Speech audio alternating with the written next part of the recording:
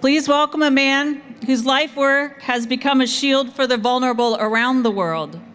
Jason Jones, filmmaker, author, and founder of the Vulnerable People Project, has spent decades defending the dignity of every human person, from children in the womb to families in crisis across the globe.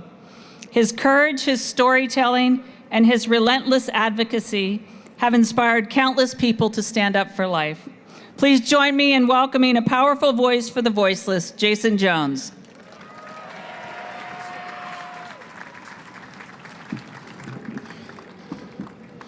Oh my. The only thing that scares me more than speaking in public are crowds. So you're gonna have to help me out real quick. Viva Cristo Rey! Viva! Oh, I love that. I wanna thank the priests and the pastors, Archbishop Corleone and the Patriarch. I wanna thank you for being here. Today, truly, to quote St. John Paul the Great, the body of Christ is breathing with both lungs, proclaiming the dignity of the child in the womb. I want to thank my brother Knights. Are you here? Can I hear you? Hoo-ah. I want to thank the moms and the dads, but most especially the little brothers and sisters that have to carry the diaper bags and push the strollers. Thank you for coming here to walk for life. I began walking for life almost 40 years ago. I was not raised in a family of faith or politics. My mother was a single mom. She was a waitress. She had me at 16. I'd never been to church a day in my life. But 2 days before my 17th birthday, the day after a homecoming football game, I was lying in bed, sore and tired, and debating whether I should continue to sleep or go eat Honey Nut Cheerios. And as I had this teenage debate going on in my mind, I heard someone walking up the stairs, and it was my high school girlfriend. She sat on my bed and she woke me up with the words, "I'm pregnant." That day, the two of us discussed what we would do.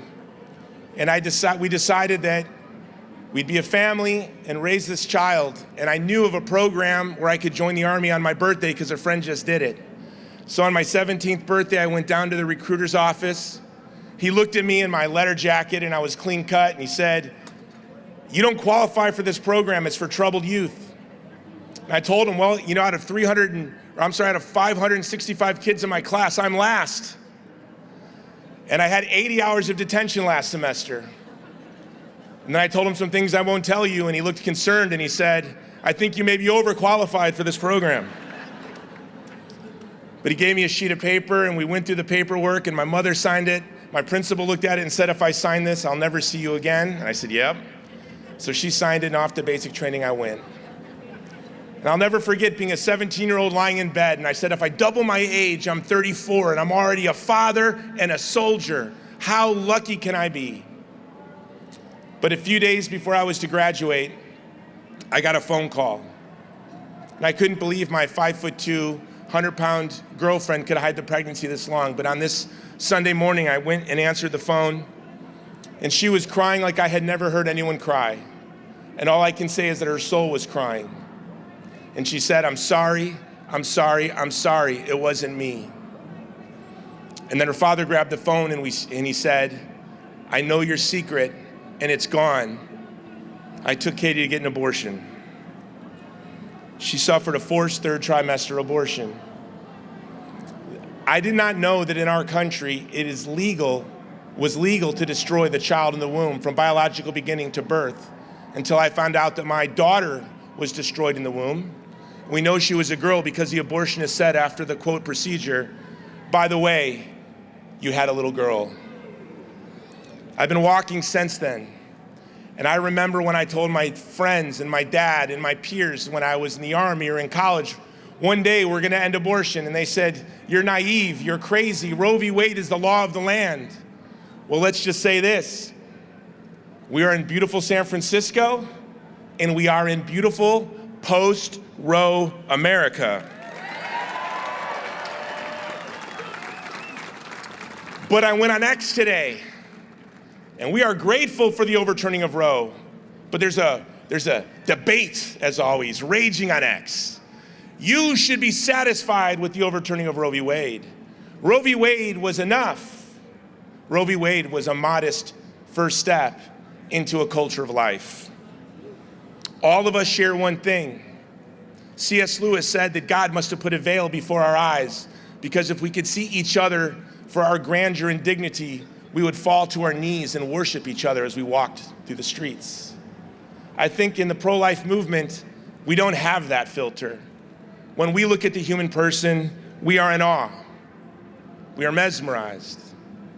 Whether it's the fragile child in the womb or the frightened family in a war zone, we see their beauty and dignity. So no, Roe was not enough. We're here for the full legal protection for the child in the womb to birth. But that's not even the end. That's not even the end. That's just the first big step toward a culture of life. We want to leave our descendants a civilization of love, and that's why we're here.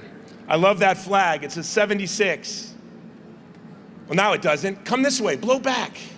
On one side it says 76. You guys see it? Next year is the 250th anniversary of the Declaration of Independence. And people say, you're a pro-life activist, you're an anti-abortion activist. I say, I'm an anthropologist. I'm here to tell you the truth about the human person. And we live in the only country in the history of the world that is founded on anthropology. We hold these truths to be self-evident, that all men are endowed by their Creator with certain inalienable rights.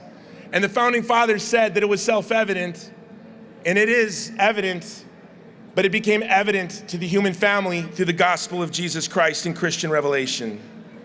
So that's why we are here. We march for life. We march for the truth of the dignity of the human person. Now, people say that our country has never been more divided. Do you guys feel like we're divided? I think there's division, but have we been more divided? We had civil war. We had segregation, like enforced by the law. We have been more divided, but we can feel that division. And people say that our movement is divisive. Our movement is the only movement in this country that can unite us. They believe in unlimited autonomy. And I commend them for being out here because they believe in the common good, and they come out here and they have to suffer confrontation for what they believe. But autonomy is limited. Autonomy is limited, but our inviolable dignity is not. The only principle that can unite this country was our declaration principle. We order the life of our families, our neighborhoods, and our political communities around the truth of the human person. Each and every one of us is the most beautiful thing created by God in this cosmos. Viva Cristo Rey! Viva! God bless you.